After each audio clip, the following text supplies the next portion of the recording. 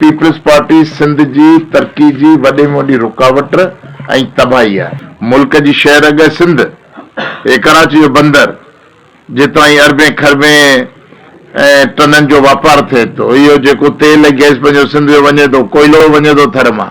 MQM खे सिर्फ़ तरक्की पसंद पार्टी डॉक्टर कादिर मक्सी जवाब ॾिनो ऐं ॾींदा आहियूं।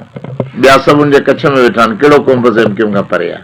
जिन 90 जा तवाफ़ कया, 90 जी सलामी अल्ताफ़नि खे भागर पाए वेठा आहिनि। अॼु बि आफ़ाक अहमद ऐं फलाननि खे भागर पायो, हार पिया पाराइनि, त उन्हनि खे कहिड़ी सिंधी परवाह? 14 लख अफ़गान पनाहगीरनि खे गिथनि खां जले बसूं चढ़े करे छॾियूं।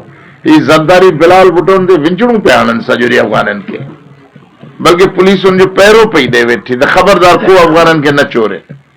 तव्हां जेका पीपल्स पार्टी इहे कम पई करे, उनखे मैदान ते अकेलो कोन छॾिबो।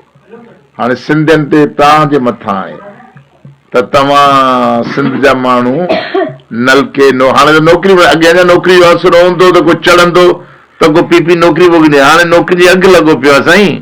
बेलदारी जी नौकिरी 10 लख रुपया, क्लर्क जी 20 लख रुपया, मास्टर जी 40, 15 16 ग्रेडी करोड़। हाणे नौकिरी मुफ़्त में नथी मिले ख़ुदा पारी, त बाक़ी कहिड़े आसरे रुॻो बेनज़ीर इनकम सपोर्ट जे 15,000 ते पंहिंजे क़िस्मत क़ौम जो मुक़दर तीनवाल कंदा छा माण्हू?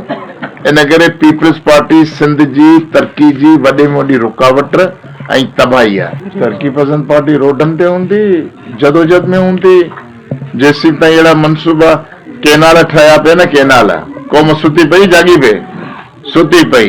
6 महीना सिंध घटी घटी में हलियमि, अबा उथो उथो वारो कयो। पोइ जॾहिं सिंध जागी त उहो जागी पई, आख़िर उनखे भाॼी खाइणी पइजी। त ही पाण कहिड़ो इंसान आहियूं, ही छा कया पाण खे कुझु कोन थींदो।